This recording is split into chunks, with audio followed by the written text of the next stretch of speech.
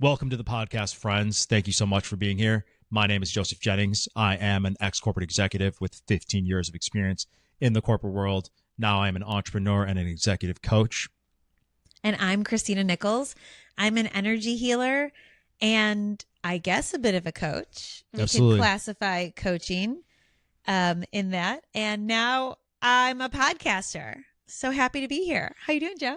I'm amazing. How are you? That's great. I'm doing really well. And I swear. Oh, you're ready. That by the moon and the stars in the sky. I'll be there. I'll be there. Oh, can't believe we both did the callback. That's incredible. Okay, I wanted to know today, how do you hang your toilet paper? Are you an over guy or an under guy? Over. Why? Because that's how you're supposed to do it. Said who? It's more accessible from the front. If you got to go to the back, that's weird. And it just looks better over. Interesting. Are you under? My mom and her roommate have this problem of over-under toilet paper. They are both in two different stances. And I remember reading an article one time on big toilet paper that I'm forgetting what it is. One way uses more toilet paper than the other. Over probably does. So the commercials always show you that way because it encourages overuse of their toilet paper, so you have to buy the product more. I think it is over and under is less.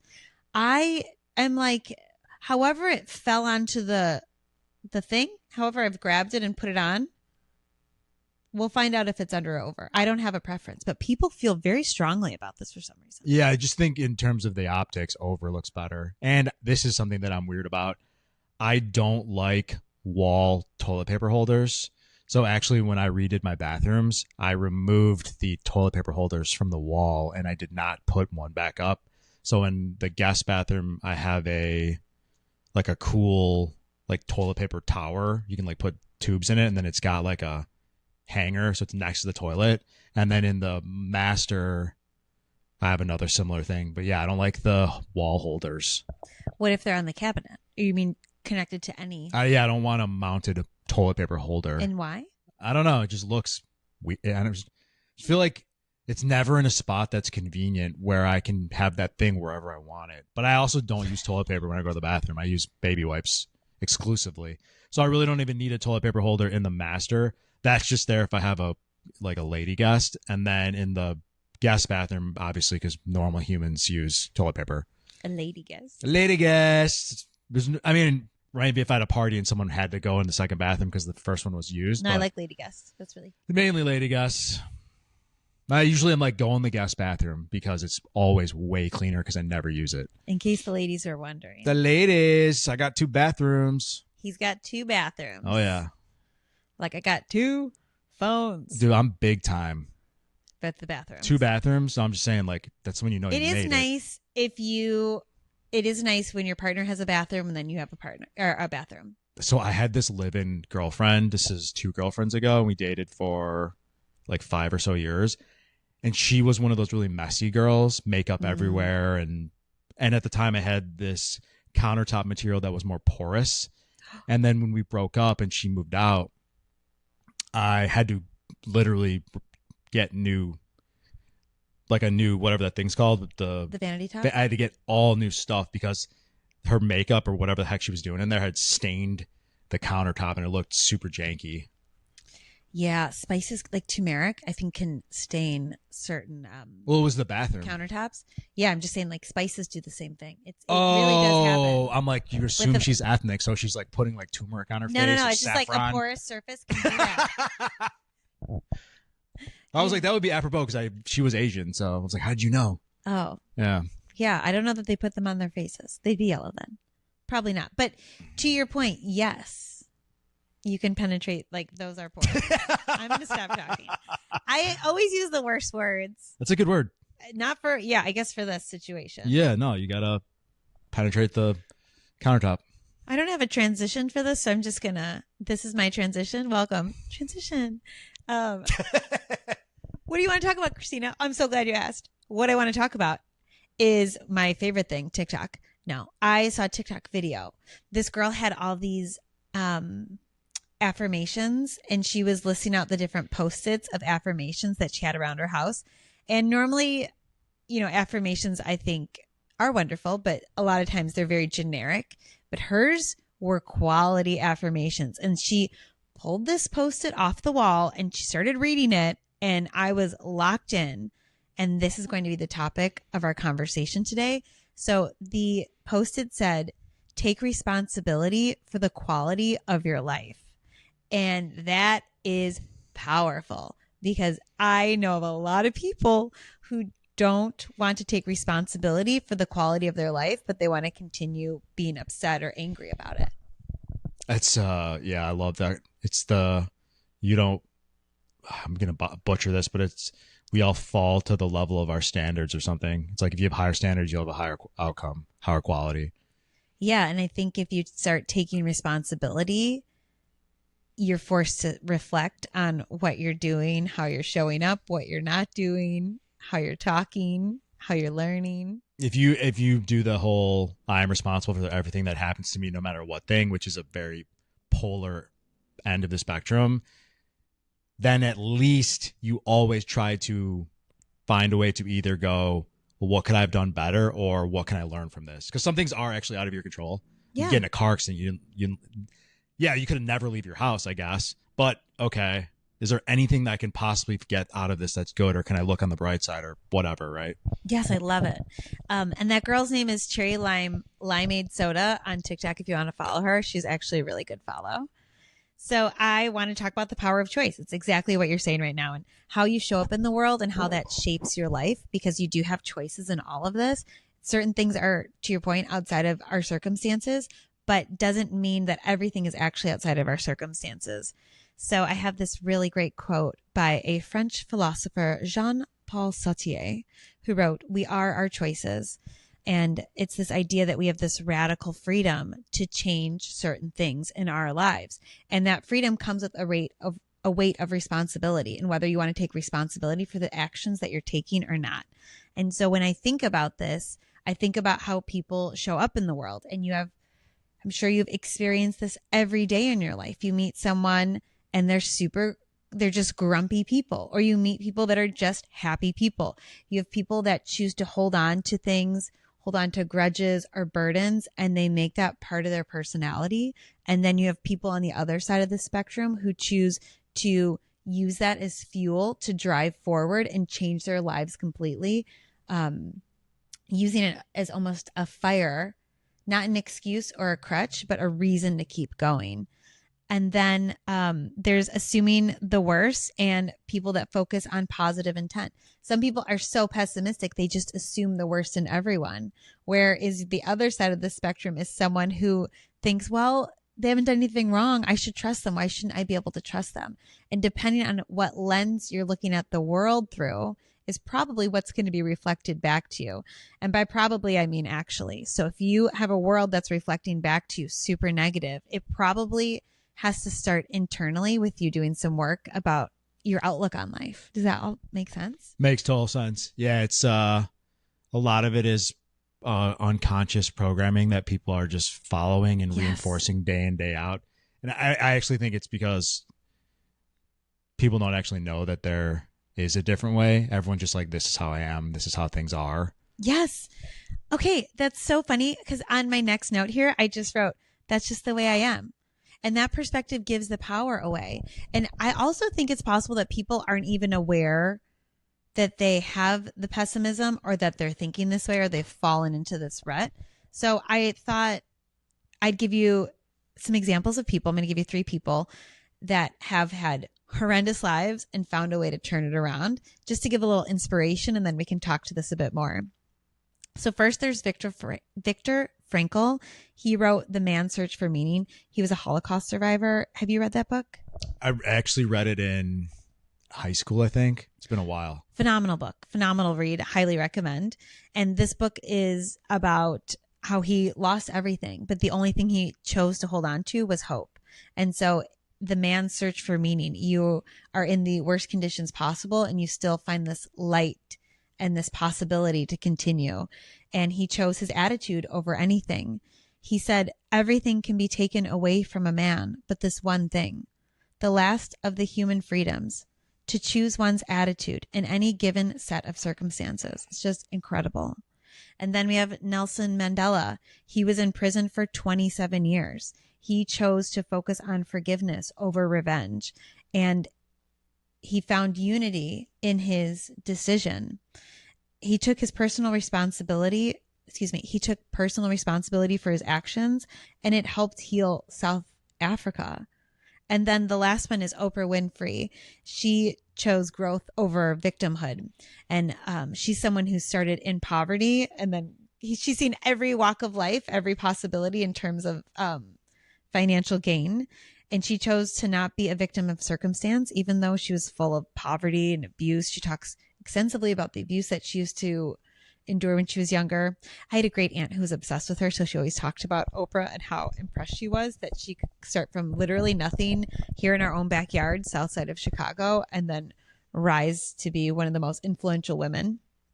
And she took full responsibility of her life, and she used it as a way to catapult her choices into making big money, changing people's lives. I mean, really just living my dream personally. Yeah. You want to be like a mini Oprah? I don't, or like a Christina version of Oprah?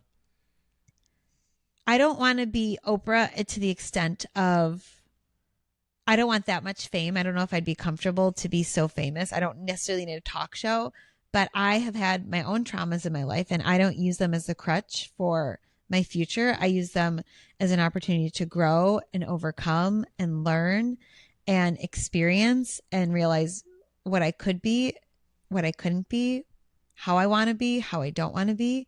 And I'm using that to help people. So from that regard, turning trauma into love for other people and light for other people. Yeah. That's amazing. Yeah. I feel like I'm actually living my dream. So that's really nice. So yeah, feeling stuck. So this thing about like having a choice, like you don't have control. Exactly what you said at the beginning of the podcast. You don't have control about what's happening to you, but you have control about how you're showing up and how you are reacting to things. And I see people getting mad all the time about the dumbest things. And I think it's so interesting. And I don't fully understand it. There's moments in the car, someone's cut me off. You know, I got a little road rage. I got a little things to say in the car. But in the day to day, when you see people at the grocery store just have like these flip out moments over the dumbest things, it's like, what is your life like?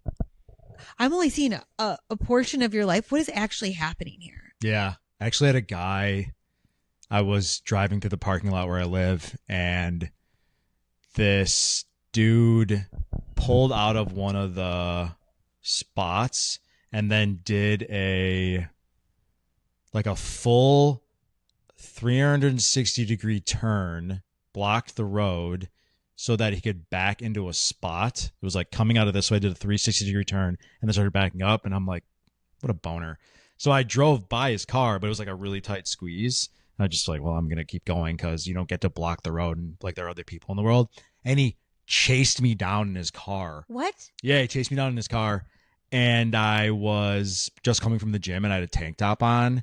And I parked and I got out of my car and he was like, oh, what's up, man? And he was like, oh, whoops, I did this to the wrong person. Because this guy he was like a, kind of like a balding fat guy with obviously some rage issues. He just had probably having one of those days where like couldn't control himself in the moment and like just had to like, this is how I react when stuff like this happens. Like, ah, it was actually a stupid interaction though. We were like two dumb gorillas.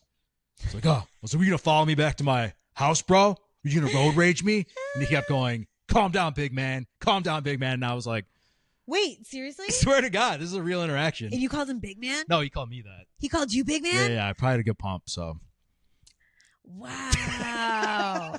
And he started yelling it. And like, I was like, this is so stupid. And so I was like, all right, thanks for the lesson, bro. And I just started like walking like back to my car. And then he started yelling it even louder. It's like when someone's scared and then they get really loud to scare the bear away. And I'm not like a big dude. Like I think I looked more menacing because he was a small guy. It was This interesting. is so crazy. But that just reminded me that like he probably like got toothpaste on his shirt in the beginning of that day and wasn't like. And then he stubbed his toe. And then the day was a mess, and he's like, I'm just gonna overreact to everything instead of going. And I was actually having a really bad that day too, oddly, and I didn't pull myself out of it because normally I wouldn't interact. I wouldn't even get in an interaction like that. Yeah, no, it's. I feel like that's how most people operate. That this day is bad. There was 2 minutes that were bad, so now 24 hours have to be bad because I'm not gonna. Hopefully, I wake up tomorrow and I'm in a better mood. And everyone has to pay for it. It's just anyone who comes in my path. Oh, I'm just having a bad day. I used to have like in relationships. And not just romantic relationships, any of my relationships, there have been moments where if someone is grumpy, I attract grumpy people for some reason. I find people that are a little grumpier are very funny. My dad was very grumpy, but very funny. And so I a lot of times see the humor in it. I like old people. They're often really grumpy too. And I just think it's so funny because they're being so ridiculous most of the time. I used to, oh my gosh, I would sit when I was going through chemo. I was sit there and there was this woman, Marilyn, I'll never forget her. And she would always come in and she'd have like a different knitted beanie on. I don't know if she was knitting them or maybe her friends were, but it was like an old lady knitted beanie. Yeah. And we'd have to. By the way, it's not funny. I'm laughing because it's funny. So apropos. Yeah. It's exactly what you'd imagine. It's exactly what you imagine. Yeah. And it would be, I would do chemo on Thursday or Friday mornings. And so she always had to watch her soap opera, and it was on at like 11:30. Like, I want to say Married with Children. That's not a soap opera. That was the show with Al Bundy. Al Bundy. But it was one of these soap operas, and so like 11:30 was like, now we have to watch Marilyn's dumb. I know what show you're talking about. Soap opera. It's that main one. All My Children. All My Children. Yeah. Married with Children. Yeah, I know. I remember that when my mom used to watch that. I would have appreciated Married with Children. That would have been better. And the whole time, Marilyn's pissed. She doesn't want to be like, fine, I don't want to be there either. Let's face it. None of us wanted to be there. Yeah. And so her problem was everybody's problem. So the nurses come by, they like give you a needle for this or that. And what are you guys using these old needles? She'd always be complaining about these old needles. We should get new needles. I don't know why we have to do this. And she would just complain and complain. As if they are reusing needles. Yes. Evelyn. Her name's Evelyn, not Marilyn. I'm so sorry. Both very appropriate for that. She just wanted to complain about that we had to watch her TV show. She wasn't happy. And then it'd be a million things. So she was a constant. But every once in a while, I'd get paired up with this other guy. Or not paired up. We'd all be in the same room. Our schedules would align. And he was, at the time, he was like 45. And he had a colonoscopy bag. So he had the little fanny pack. Wow. And he was missing like major parts of his intestines. He was actively dying. He was stage 4. We were doing treatment to keep you alive as long as possible kind of situation. Wow. And that may have been the same for Evelyn. I don't actually remember because she was just always complaining. This guy, peaceful, happy, grateful. Thank you so much. Wouldn't say a peep. We'd have these really lovely conversations because he was much older than me at the time. Sure. And the whole time I felt so good and so insightful. And it was this incredible juxtaposition to be sitting. I'd sometimes be in between them. You'd have Evelyn, super pissed. And then you'd have this guy, and I don't even remember his name, but I remember his face. And he would just like, it's going to be okay. It's fine. No, don't worry. I don't need this. Just so choosing to show up in a gratitude for the moments that he had left, as opposed to in just this bitterness. And there's so many people, maybe it's me getting older, I'm noticing this more. There's so many people that are comfortable sitting in the bitterness and they're making their personality based on choices and things that have happened in their lives. Yes. There's that, and I'm going to butcher this as usual. Joe Dispenza talks about that. It starts as a bad mood, then it becomes it's like a habit or a quirk, and then it becomes like your personality. It's like, it's a mood, ingrained. And then it becomes like a phase, and then it becomes like that's your personality now. Like you're a grumpus. Yeah, I know exactly. I don't know exactly what he said, but I do remember what I'm talking about, I've right? heard him It's say like this. the prolonged like stubbing of the toe, or like the breakup that you never got over, and then you just hate men or women for the next 10 years because you didn't like take the reins back. Yeah. Or if someone divorced you or cheated on you, I think I've heard a lot of, because I speak more with women, I've heard a lot of older women talk about these moments with their husbands who've done wrong to them, and that is their personalities. And they're still with them, or they're no longer with them? No, or the husbands could have died. They could have found someone else. They're broken up. They just can't let it go. They can't find the strength to heal themselves for whatever reason, or maybe it's not strength. Maybe it's the will. They don't want to. Yeah, it's easier to protect yourself than it is to allow yourself to be hurt again. Yeah, and I think, or to potentially allow yourself to be hurt again. This is like the next thing I was going to talk about is the butterfly effect with emotions. And so when your emotions can impact other people. So this guy being really cranky and yelling at you with the car, that's a perfect example. Or this guy's not happy in his relationship, so instead of breaking the relationship, he cheats on his wife instead. Yeah. And now her outlook on life is impacted because of other people. It's like, I don't think we as people don't always think outside of ourselves, and I'm not saying that we should, but when you are able to finally take a step back and get out of your own bullshit for a couple minutes and really assess situations, you'll see that you're probably using this negative emotion as a crutch as opposed to something that can actually help you and lift you up and like guide you forward. And especially I see this when people keep repeating habits and patterns in relationships, in situations, in people, if the same things keep happening, and then they go, see, I knew this was going to happen. Yeah, I need reinforcement so that I know I'm right. Yeah. I'm not crazy. Yeah, and also so your brain's going, all right, I need more proof that men are cheaters. I need more proof that women are liars. Boom, I knew it. Yeah, and if your last 5 boyfriends cheated on you, have you not learned a lesson here? Right, like, yeah, that's a tough one, man. I'm not trying to justify them cheating, just to be super clear. No, I agree with you completely. And so I remember this. So I was friends with this girl, and we liked each other, but we were always both in relationships. And then we were both single at the same time. And I remember we were like all excited, like, oh, let's go on a date. Let's like finally give it a chance. And when we went and we met up, and she was literally talking about all her exes and all this past stuff. And it was all the same process repeating itself. And I made that comment about her being the common denominator as nicely as humanly possible. And that I never saw her again. It was, people don't want to hear that. They get really upset when you tell them that. It was like, what are you saying? Yes. And this isn't victim blaming. They shouldn't be cheating on you. This is not about you being a victim. Yeah. This is about saying, am I choosing the right speculating here, right? Am I choosing the right partners? Am I allowing my partners to treat me well? Did the relationship end 4 months ago and I'm making this person stay here for some reason? I do see that a lot too. One of my favorite quotes I had heard from this guy was, if the horse is dead, dismount. If the relationship is dead, you got to end it. You have to keep going. A great example is people who keep pets alive longer than they should. That's messed up, dude. When they're like have an eye hanging out of the socket and they're like, yeah, and the dog's having 20 seizures. Yeah. And then you have to give them medicine 18 times a day. It's easier to go one more day with the pain than to deal with the pain of the loss.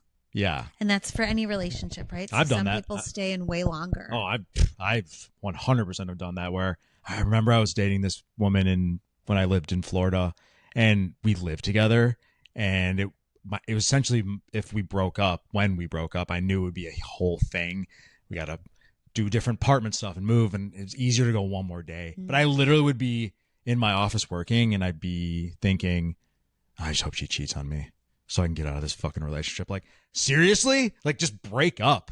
Like, just break up. Now I 100% would, but it's way easier to go one more day than blow your life up. But then you just 1, 2, a year, and then you're just unhappy because you're not taking control. Completely. Yeah. And there's so many different possibilities to this as to what a problem could be.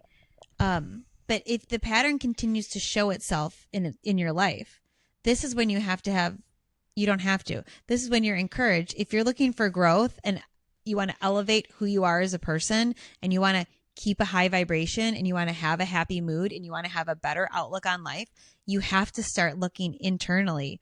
What about me is recreating this situation over and over? What about me and the choices I make and how I show up in the world impact the people around me, whether that be good or bad? I think it's a thought that most people don't even have. I think it's it's not a lack of intelligence, it's a lack of information. The concept of you are in control of the outcomes that happen to you. So people are going, maybe they're even woke enough to go woke. Maybe they're even aware enough to be like, wow, I keep winding up with the same type of people. I keep picking the same type of people. What the heck? But then there's not even a level of introspection of going, is there something in me that needs to be fixed in order to fix this situation? Because it's hard to look at yourself and go, I'm something wrong with me, something wrong with my identity. What I've found helpful is to externalize that part of yourself. So I talk to my ego as a part of me, but also the other voice. So I don't think of myself as doing these things that maybe are unfavorable or maybe make me feel bad. And I will externalize that part of me, like if it's a part of me that I don't necessarily love. And it helps me just look from the outside in more, where I can have a much better understanding of its purpose versus saying there's something wrong with my identity, with me as a person. It's what is the need for this part of me, and how is it being applied inappropriately, and how can I refocus it in a better way? I love that. Yeah, I think it's helpful for people, especially because it's just hard to be like, I'm fucked up, or there's something wrong with me. Yeah, we're all messed up. We all have trauma. Even if your trauma is small, you have trauma. We all have it. It's inevitable. We all have problems. We all need help. We all need to help ourselves. We all need to get out of our own heads also. And that allows you to grow and to flourish and to soar when you're able to. It's just something we're not taught to do. We're constantly taught to repress, not pay attention. Don't pay attention to that. Push it away. Hide it. Did you look at TikTok today? Maybe you should look at the internet. Did you doom scroll? Did you not have any silence in your life today? Oh, wow. Yeah. It's incredible. That was the first 20 years of my life was, not first 20, but the last 20 up until maybe the last few years. I had a belief that feeling bad was ineffective, and I don't have time for that. That was zero indulgence of the thoughts that needed to be processed. I don't have time for that.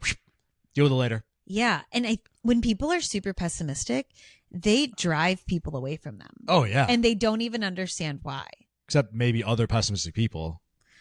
Yes. I mean, and then they're like, misery does love company. Oh, they love it. But they probably don't have a very large social circle. They probably don't have a lot of friends. They probably don't have people that they can count on and rely on. People just don't want to deal with it. It's an unfortunate thing, but we can feel the energy of other people. When you meet someone who's like happy and funny and silly, you're immediately attracted to them. I used to know this girl when we would go out to the bars. She so grumpy. No one would ever talk to her, and aesthetically looked super hot. Everything that you'd want, but guys would never come up to her because she was so insecure internally and so pessimistic. It's like her energy just repelled guys from even coming up to her. That's tough. She had the resting bee face. No, she would look pleasant. Oh, wow. It was, you could feel her. You could feel her just being a grump. And guys wouldn't want to go near her. Really? Yes. Not because they were intimidated by her looks, but like literally because like you'd assume some dude would holler. You would assume, yes, exactly. I didn't go out with her a lot because she was such a grump. But if there's a group of us and dudes have infiltrated the group, and they're talking to all of them, but still no one's talking to her. She just gave off that. That it's exactly what it is. Ugh. It's tough because those are the people that give. So as a man who approaches women, if I bump into someone like that, I have to remind myself, because if someone's not comfortable approaching people, let's say this guy sees her at a bar and he builds up all this courage. He's like, just go say hi. And she just dumps on him. He's never going to approach a girl ever again. So even when now, and I'm like totally comfortable, I approach women at the gym and social settings and stuff because it's like normal. But when that happens, it still feels really bad. And I have to remind myself, like, that's something that's their thing, not your thing, That's man. their thing. Have you ever approached a woman and then immediately she's not, I wouldn't say,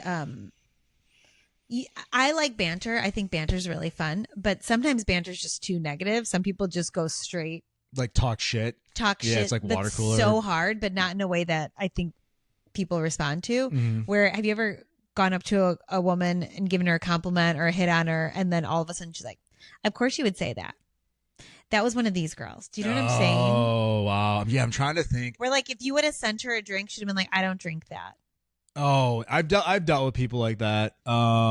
Which I do because I don't be drinking everything, but there's like a nice way to go about it, and there's a not very nice way. Yes. And this was one of those girls. Even if the guy did hit on her, she would have immediately had something negative to say. It's had tough. An opinion. Because it's one of those things where I think I just don't I'm at my core like a really nice person, and I just want to deal with someone who's easygoing. Yeah. If I have to get through all these objections, and I'm like maybe my younger self would spar, but now if I'm talking to someone who I can sense is like that, or they just one of those people who's just maybe a little rough around the edges, or they're like sassy. Like when people are like, I'm sassy, I'm like, why? Like who is interested in that, dealing with that? I don't know, but maybe some dudes like it. Maybe. Yeah. I mean, there's someone for everyone. Exactly. The other thing this makes me think of is this is very niche for the ladies, maybe for the men, but I think for the females energy, that whole concept of, you don't shave your legs and then you go out, and then of course that's the day you meet someone that wants to touch your legs, and you're like, oh, I didn't shave them today because I didn't expect to meet someone today because I was just in flow, being happy, just happy to be here, and I was just enjoying myself, not worrying about how I'm presenting or how people are perceiving me or that I have to meet someone. There's no pressure. You're just enjoying yourself. Those people that are just in the moment, just enjoying life and what it has to offer, often will attract so many other people because their energy is high, and we can't help but be attracted to high energy. It's really interesting. I can't even tell you the amount of times I've heard that, like, oh my God, I wasn't expecting XYZ, so I didn't shave. Yes. But I wonder if it's one of those things where, because you're going, okay, I know I'm not going to do this, so I'm taking the pressure off myself, even though it actually doesn't really take it off the table in theory, but it takes the pressure off because you're consciously thinking it's not going to happen. So then you can just be more like free. Yeah, you're just doing your own thing. You're not worrying about other people. Yeah. I totally think that's it. Whenever I've been in a relationship and I'm in love, I get hit on the most because I'm just so happy and I'm just floating through life in my little love bubble. Yeah. And guys see that and they're like, wait a minute, what is she on? I want part of it. Yeah. It's so easy. Yeah.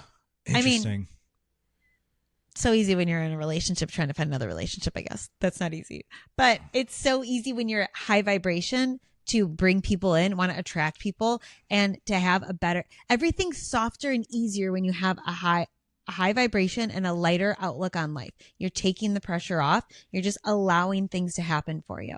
I think too, when it comes to people that are super pessimistic, there's a level of control over their emotions. They think they are fully in control of everything, but it is a lack of control, unfortunately. Yeah. If they actually were in control, they'd be happier. Because I think what happens with those folks is they convince themselves that they're realists, or because they're so intelligent, they see things the way they are. And it might be real. I don't know, but I'd rather be delusional and happy. I just think they're just unaware. I don't know. It's almost like a badge of honor to be this, like, I'm real. Well, yeah, but I wish it could be like that, but that's just not the way it is. Like, yeah. Well, you could think whatever you want. You actually do have control of that. Like, you just not think about those sad things. Yeah. And I find myself sometimes, because I operate so high and happy for the most part, I will be such a trigger to some people. And they get so upset with me just being happy. Like, they want you to be like they want you to relate to them on that grumpus water cooler talk level. Potentially, or they just don't like that I can do this so easily and effortlessly, or maybe the perception that it's easy and effortless for me. And it isn't always easy and effortless. Sometimes I have to do one of these and like give myself a little pep talk and like snap yourself out of it and think about something that makes you happy. Or I put music on, I do something to like raise my vibration. Were you always a natural optimist? I think so. That's good. That's awesome. My mom said I was always a really happy, interactive kid. That's amazing. But there's been so much in my life that if I were to write it all down on paper and you were to read it, you'd say, oh, like people would give you a pass. I would have a wanted pass to be an asshole. a dumper. Yeah. Yeah. And it's just, we are a reflection of the universe. We are a reflection of the world we're living in. We are a reflection of the immediate circle, the people around us. We're a reflection of everything. So how you're showing up and how it's reflected back to you is something to be very aware of. If you're trying to gain control over your thoughts, where your thoughts are, where your vibration's at, look at the people around you. How are they interacting back to you? Because if I'm an asshole, you're probably going to act like an asshole back to me. You're probably going to be a little snippy back. But if I'm really nice to you, you're probably going to act kindly back to me. Yeah. I think on the most part, you get what you give what you get. And it's interesting when I find people that have this natural positive monologue, because that's foreign to me, or used to be foreign to me. I was naturally, in my past self that I've worked on, I had the more critical realist monologue running at all times, which is debilitating, especially if you're someone who, it would cause me to have like insomnia. I would ruminate on things. But you can, as someone who's recovered from that, because it's very ineffective, you can work on that part of yourself and become someone who thinks positive thoughts. So last night, for example, we have a lot of work stuff going on with the brand that we're building and then the media company. And I was running through my checklist, like, what do I really need to do so I can do all this stuff tomorrow? Go to bed. So I'm going to run through the checklist at 2 a.m. and that's going to make me feel better. No, it made me feel worse. So I didn't indulge it. I said to myself, it's really cool that I have these problems that I get to solve. Like, I'm so lucky that I'm in this position. My bed feels nice. I just start flipping the script and you just feel good. So you can catch yourself. Even if this running monologue, that's how I've always been, you don't have to always be that way. I love this. Yeah. Oh my gosh, that's so delightful. You were more pessimistic before, and I don't feel that way about you. Probably when we first met, I think I was a real sourpuss. Just coming up, that was like my humor. I was real snarky, kind of, just. And I'm sure life taught you to be that way. Like, there are certain circumstances in life that allowed you to feel this way. It gave you permission to feel this way and to be snarky, if you will. Again, if you're growing up that way, I know you're in a family that everyone teases each other. It's the Italian cynicism. Yeah. So like that was my level... sense of humor. It was like, cool, I can find things to point out that are wrong and then be funny, and it becomes a skill. Yeah, and there's a certain level to that too, where it is innocent, and then when it starts to really seep into someone's brain, that's when you have to stop or start worrying. I literally had to essentially reprogram my communication style and my sense of humor in some regards, because I was so good at being like, look at this fucking guy, or like stuff like that. Yeah. You know what I mean? I love it. I love it because you've grown so much. Yeah. So what I would encourage everyone to do is to stop using external factors to be an excuse for not taking responsibility for your own life. Look at where you are, question everything, and you can get really good answers and you can get some bad answers. Don't be afraid of the answers that you're getting. When you start taking responsibility for the quality of your life and you say, okay, this is where I'm at. I could be in a much worse place. I could be in prison. I could be in a Holocaust camp. I could be on the south side of Chicago getting abused right now. Or I can find a way to find some light in this darkness and crawl myself out of this hole. Because if your world is a reflection of you and you change your attitude, your world has nothing. It's a law of the universe. It has to bend to your will. If you change your outlook and you decide this is how it's going to be, law of assumption, I'm assuming this is what's going to happen. I am showing up in the world this way. It has to reflect back to you in a way that mirrors what's happening up here. Does that make sense? Totally. Oh my gosh, good. Because I think it's really imperative. I'm I'm someone that triggers people very easily because of my happiness. And I know that my happiness is the person being triggered. I know that when I'm happy, the person being triggered is upset that they can't do that. And they can do it. They're just choosing not to do it. Like, you can have a different life. You can have a different outlook. You have to start doing the self-reflection. I feel like I'm preaching now. I'm sorry. I don't know. And I'm just thinking, because that's never happened to me, but I think it's because, as you being a default happy person, that would probably be a thing that would happen more commonly to someone that's been like that their whole life. Whereas I think being a recovered, I was going to say narcissist, it's probably Freudian slip there, recovered pessimist, I haven't really had anyone get upset with me for being I think it's happened to me a couple times where some people will be like, wow, you're always on. And I'll essentially think, oh, should I feel bad that I'm high energy? So maybe I have felt it, but this happened to me a lot. This happened to me all the time. Like, what do you want me to do? I'm not allowed to be happy. Now you're mad at me for being happy. Like, can you bring your energy down for our level, please? Yeah, this isn't. I had a bad day. This isn't a Joe Christina problem. This is a you problem, buddy. Yeah. You had a bad day. I'm sorry you had a bad day. I don't want you to have a bad day. So snap out of it. Yeah, I remember in that moment, the last time it happened to me. Again, it's an infrequent occurrence. Or maybe, if I think about it from that angle, like, you're always on. That, I think, is in the version that I feel of that, which is kind of the same thing. Like, your energy is like your high energy. I didn't feel bad. I realized it was their thing. I was like, oh, you're having a thing.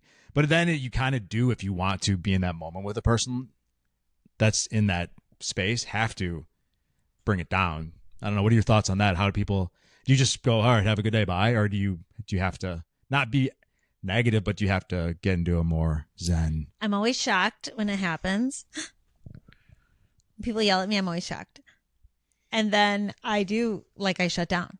Like, oh, you did exactly what you wanted me to do, and so I'm going to get quiet and shut down. Usually it's like temporary because I'm like an Energizer bunny and I can't be stopped. I can only be suppressed for a little briefly. Bit. And then I forget and I pop back out of it. That's good. It will do the job, essentially. Interesting. So complaining is easy, but change requires effort. And if you want any change in your life, you have to put a little effort into it. You wanted to learn to walk at some point in your life, so you probably tried to stand up. And you wanted to learn to hold a spoon so you could feed yourself. So you figured it out. So why should we stop there? Why do we stop when we're children and when we're young adults at learning things and improving ourselves? Why does it feel like we're not allowed to do that later in life? That's up to you. Choice is yours. Yeah, and a PSA for people who let their friends complain to them. So one of my best friends, Tim, if you're listening, shout out to you for this, man. This was a huge wake-up call for me. I was complaining about something, and he disagreed with me. And I essentially, in so many words, said, why don't you just agree with me and be a good friend? And he said, do you really want me to just agree with you and tell you what you want to hear? Would that actually make me a good friend? And it just opened up my eyes, and I was like, thank you, I really appreciate that. So if you're one of those people who lets their friends complain to them about the same crap over and over, challenge them and be a good friend, be an actual friend, and push back and challenge them to do better. I love this. Yeah If you care about somebody, you really will. Yeah, and there's a nice way to do it. There's a super nice way to do it. Yeah, and even if you're not nice, because dude, I've had people push back, and I used to be really sensitive when I was younger, and I would clutch my pearls every time. But I always appreciated it once my little heart was done being hurt. But feedback is so valuable. Like, having a real friend is someone who can call you out and, hey, man, it's like the 20th time you've complained about this. What are you thinking about doing about it? Oh, my God. I had an ex-boyfriend like that. He would complain about his job and his car and his townhouse and all these things. And it was like all complaining, no action. And I will listen till the cows come home. But if you're not going to take any action after a significant amount of time and you're just going to continue in this wallowing, come on, we got to do something. We have to do something. Yeah, and I really do think it is one of those, if they're not aware of it, they don't even know it's happening. I used to complain a ton, and someone actually said to me, bro, you complain a lot. And I was like, oh, I do. I didn't even realize that. That was just my normal mode of Italian cynicism. And so I think a lot of people are not even aware that they're doing it. So I don't even think they're intending on doing anything about it. They just do that. That's one of their communication styles. Yeah, you're probably right. But I think the awareness is the big thing. That's why it's like, hey, if you're a good friend, tell someone, because people just go on autopilot. They don't realize they're doing these things that are kind of unfavorable to themselves, really, and others. But really, it's at the end of the day, probably damaging themselves the most. Yeah, you're just holding yourself back from the things that you want. The whole point of this is to allow you to get what it is that you want out of life. I want money. I want fame. I want love. I want success. I want a bigger family. Whatever it is that you want, big or small, whatever your goals, if you don't get outside of yourself, you're not going to have any of them. And now you're wasting time, and time is precious here. We only have so much time. And if you want a certain type of life, go after it. You can go after it. People go after it every day. People defy the odds of life every single day. Why not you? I'm defying life. You defy life. Joe's defying life. Just go do it. You take small action towards your future. You don't have to do everything today. You just have to be consistently trying to do better and reflecting on yourself. It's totally possible. It's totally possible. I also wrote down some tips. Okay, so you can ask yourself, is this who I want to be or how I want to respond in certain situations? If you're not sure if you're being negative or positive, you can reflect on things later. A lot of people talk about having fake fights or going to bed and replaying conversations over and over and over. Maybe instead of replaying the conversations over and over or assuming how a dialogue's going to go in the future, you can stop worrying about the other people and saying, how can I have reacted better? Not how can I speak back to them better? How can I one up them? But how could I have shown up differently in the conversation? And just run through different scenarios. Maybe run through a scenario where you could have been angrier so you can get that out of your system. And then you can go through a scenario where you'd be a little bit nicer.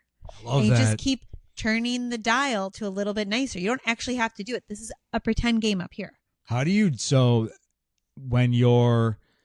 So that interaction I mentioned with that guy in the parking lot, it's the first thing you do is see red and your brain isn't processing well. Of course. How do you, in those situations, become aware, or if someone approaches you in a way that's unfavorable, and not go red where you don't have your devices about you? Like, do you have any strategies for that? I have my own car story not too long ago with this guy. I was backing up. And I got close to his bumper, but I knew I was getting close to his bumper. I'm more of an assertive driver. So I knew I was getting close to his bumper, but I wasn't going to hit the bumper. I could see how close I was getting at the backup camera. And he's laying on the horn. I'm like, okay, I get it. I get why he thought I was going to hit him, but I wasn't. Like, I knew how close I was getting. And I pulled up and I looked in the mirror and he is just hands flailing. He's so angry. He's a tomato, and he's got his young teenage boy next to him in the car, and he's just flipping out. Jeez. And I put my hands up so you could see me. I'm in front of him, right? Like you can see, I'm sorry. I'm trying to say I'm sorry. And it felt like he wasn't getting it. And we were both going to pull out. So I was backing up so I could pull out of the spot. We were parallel parked. And I think he also wanted to get out. So now he's just screaming. There's just so much activity. So I open the door and I get out of the car and I turn around and I said, I'm so sorry. At first I was seeing red too. Like, why is this guy honking at me? And I was like, I'm sorry. And he just kept going. So now I can't help it. I'm now seeing red also. Okay. Like I've gotten out of the car and I'm apologizing, and he didn't want to let it go. He wanted to be so angry. Yeah. And he's like, get in your car, blah, blah. He's, saying all these things. And I was like, I'm going to stay here. Just go. Just pull out of the spot. I will stand here and I will allow you to do whatever you need to do, sir, to move away from the situation. I'm actively trying to calm myself down while he is getting more fired up. And that's all I could do, is I could actively try to just calm down and not play into this, because now I'm looking at him as I'm standing in the car. I'm like, what an idiot this guy looks like. An embarrassment. You look so stupid. And now you've got this broad standing outside of her car going, I'm sorry. It wasn't, I I wasn't in the wrong necessarily because I didn't hit him, but I understand why he was upset. So I had said to him, I'm so sorry. It was an accident. So he could realize like, I wasn't intentionally trying to freak you out right now. I'm sorry. And I'm like, I'm sorry. It was an accident. He's like, get in your car. He's yelling at me. God. So I did. I got in the car and I tried to Did he pull just away or did you pull away breathe first? through it. Yeah. So he does eventually pull away, and his little son, his little loser 14-year-old kid, maybe he was like, yeah, he had been like 14. As he's driving the kids in the passenger seat, he goes like this. Come really on. quiet. I'm like, you know what? My dad, sorry, Mom. My dad at least would have shown his kid what an adult was, that he didn't have to be a little, you know, I'm going to call it a kitty cat, where he didn't have to be a little kitty cat here and like sneak it. What kind of lessons are we teaching this situation here? And like, you're so angry. You're not angry about me almost backing into you because I didn't actually hit you. And for you to get so riled up, it wasn't about this. And I looked at him and saw how embarrassing and what like an embarrassment he actually was. And that is what turned it off for me. Oh, you're like, wow, this guy is an absolute joke of a human. Yeah, what am I going to do? I'm going to start screaming at him now. I'm already out of the car. So if I start screaming, what, am I going to be on YouTube later with some video? World star. Yes, exactly. People like that. I don't know if I gave advice here, but I think reflecting on how ridiculous they are and like, do you want to be like that? 100%. And that's an awesome, because that when I had that interaction I had with that other guy in the car or the thing, I started to feel embarrassed. Yeah. I was in my mind going, what are you doing? This is so embarrassing, bro. But I don't like people like that. And by the way, like, I hope that guy does better, because to indulge in that with your son, what a weak character human being. Yeah, and you have a weak son now who thinks he can be sneaky with giving the fingers. At least, like, if you're going to do it, give it. Let's see it. Put Someone it out there. who is actually secure in their personhood or masculinity wouldn't get so upset. That's definitely like in my mind, I would assume more of like a beta male overreaction. It's the only time when they can kind of feel powerful. But what I noticed about myself is, because I used to be a big, not road rager. I would look for things to be annoyed about when I was driving. I was like, yeah, let's find some shit I can honk at or get pissed off about. And I think people are doing that subconsciously. They don't realize, like, that guy probably, whenever he drives his car, has a altercation to some degree. Like, that was maybe more of his higher end ones. So interesting. But that dude probably gets a payoff. I mean, there's a lot of dopamine when you get an interaction like that. I just get so embarrassed when I act like that now that the dopamine payoff is not worth it for me. But yeah, I think that's, people are just looking for reasons to get mad. I think so too. And when you're looking for reasons to get mad, you're not in flow state. The good things aren't coming to you. You're literally calling in more of it. And if you think, I've been thinking a lot about quantum physics and the actual law of karma, which I used to think was bogus, but it's literally just whatever energy you're putting out gets multiplied when it comes back. So if you want to have angry energy, you're gonna have a lot of stuff to be angry about, and then it's probably gonna come to a culmination where something really bad happens, but it happens to you. Yeah. And also this idea of reframing this. So like, not why is this happening to me? What can I learn from this? Why is happening to me? Yeah, But we've all been like that. Yeah, I mean, you can do that, but then later be like, why did I react like that? Why did I get so upset about this thing, this small thing? It's probably because it's not about what it's about, or you have a deeper insecurity that you need to figure out. Yeah, which is tough. Preach. Oh, no, that's when you say church. Church. Yeah, it's good. So this one's super annoying, and I'm taking full responsibility for how annoying it is, but it's important. So listen up. No one makes you feel a certain way. I know that you think that they do. And I like to think that people make me feel a certain way all the time, but they don't. Your emotions are a reaction to your perspective on the situation that's happening. It's a heavy one. No one wants to hear it, but it really is you. This is all about you. It's not about anyone else. And, normally people love talking about themselves. So think about it that way. Yeah, you choose your thoughts, and the way you think about things affects how you feel about things. And there are some people that I believe can bring out parts of ourselves that are bad, but you still have control, because then those are people you can choose to not deal with. Yeah. And if it's your family, which is a really hard one So hard. you have like family stuff, you can't, they say you can't choose your family, but that's when you really have to do the work of changing how you think about it. Yeah, relationships have expiration dates, and that's totally fine. You don't have to be friends with someone because you were friends with them in first grade and you've known them your whole life. Unless you want to. Maybe you're relating on something. You want to spend time with them, but you don't have to. You don't have to keep people in your life that aren't serving you or are pulling you down.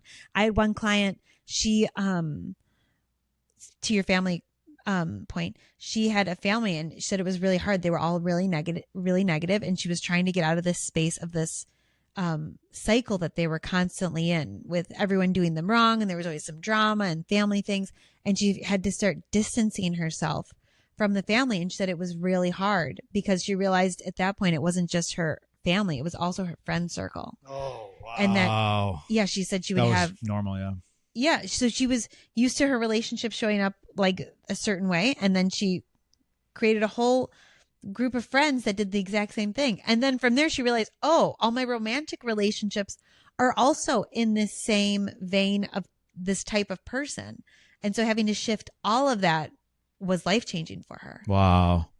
Yeah, and it is really that no one can actually make you feel a certain way. You're giving them permission to let you. But it is, at the end of the day, it's your responsibility. You don't have to feel any way you don't choose to feel. And if someone just really gets to you, just really, really bugs you so much, no matter how hard you try, you still have the control of not having them in your life. You have the ultimate control how you react and how you feel at every degree, to some degree. Yeah, you can back away. If you are tethered to them for whatever reason, then you have to have this relationship for whatever reason. I don't know of a good example, but you have to. Then you have to find a way that you show up or how you can react differently, because that's the only other option you have. And if Viktor Frankl could do it, I'm sure you can do it. Yeah. It's probably a little harder. It's probably way and so the last thing I wrote on here was this reminder that thoughts become things. So Mike Dooley, he actually has a book on this, and he would send daily thoughts. They were called Tut. And it was just this idea that thoughts become things. So you are a reflection of your thoughts. Your thoughts are running negative, you're going to be negative. Your thoughts are running positive, you're going to be positive. Fake it till you make it, baby. Whatever you got to do to help take responsibility for the quality of your life. You want a good quality life? Give yourself a chance to have a good quality life. Be intentional. Be intentional with everything. Allow it to come in. You're worthy of it. That's the biggest thing too. Is like, you're worthy of having the best life. You're worthy of reaching your goals and reaching for the stars, doing it all. Why not? Why not you? I'm off my soapbox now. No, it's good. So my last thought to you is show up in a way that aligns with the life you want to live. And thanks for watching. And if you made it this far, you know what I want you to do? I want you to do lots of good things. I want you to like it. I want you to subscribe. I want you to tell your friends about me, and I want you to tell your friends about Joe. Maybe tell your mom about Joe. Oh my gosh, I met this really good guy on the internet. And then send her the episodes so she can listen. And then you can also send this to your pessimistic friends or the people in your life that are maybe on the slippery slope of negativity. And this could be your subtle way of telling them to turn it around. Gentle nudge. Gentle nudge. Nudge, nudge. Wink, wink. Follow, follow. Don't forget. I'm done.